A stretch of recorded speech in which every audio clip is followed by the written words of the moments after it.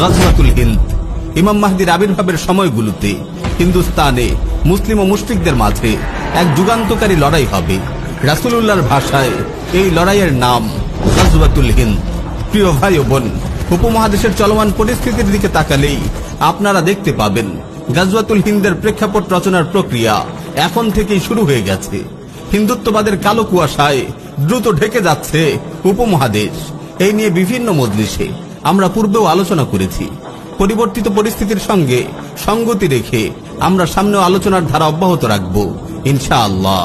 গাজওয়াতুল হিন্দ রাসূলুল্লাহর প্রতিশ্রুত এক মুবারক জিহাদ, যে জিহাদে অংশগ্রহণ করার জন্য স্বয়ং সাহাবায়ে কেরামও লালায়িত ছিলেন।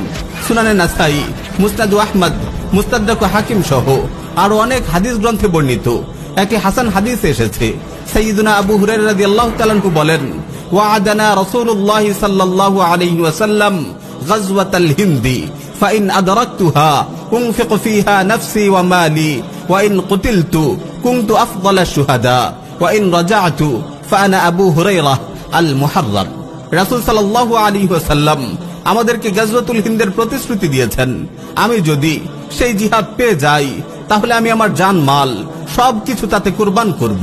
এতে যদি শাহাদাত বরণ করি তাহলে আমি হব শ্রেষ্ঠ শহীদ, আর যদি গাজী হয়ে ফিরে আসি তাহলে আমি হব জাহান্নামের আগুন থেকে মুক্তিপ্রাপ্ত আবু হুরায়রা।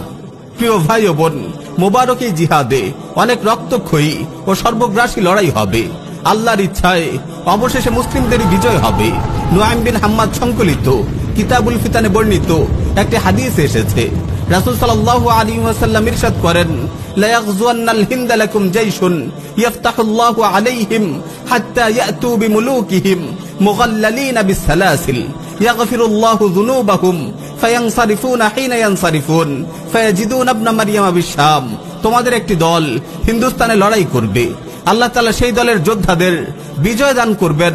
তারা হিন্দুস্তানের শাসকদের শিকল দিয়ে বেঁধে টেনে আনবে, আল্লাহ তাআলা সেই দলের যোদ্ধাদের ক্ষমা করে দেবেন। অতঃপর মুসলিমরা সেই যুদ্ধ থেকে ফিরে এসে ঈসা বিন মারইয়াম আলাইহিস সালামকে সিরিয়ায় পেয়ে যাবে। গাজওয়াতুল হিন্দ বিজয়ের পর এই বাহিনী জর্ডান নদীর তীরে দাজ্জালের বাহিনীর বিরুদ্ধে লড়াইয়ে অংশগ্রহণ করবে।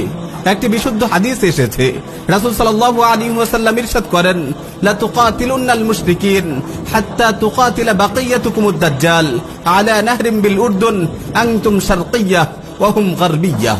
নিঃসন্দেহে তোমরা মুশরিকদের বিরুদ্ধে যুদ্ধ করবে, এমনকি এই যুদ্ধে তোমাদের অবশিষ্ট মুজাহিদরা জর্ডান নদীর তীরে দাজ্জালের সঙ্গে যুদ্ধে লিপ্ত হবে। এই যুদ্ধে তোমরা পূর্ব দিকে অবস্থান করবে আর দাজ্জালের অবস্থান হবে পশ্চিম দিকে।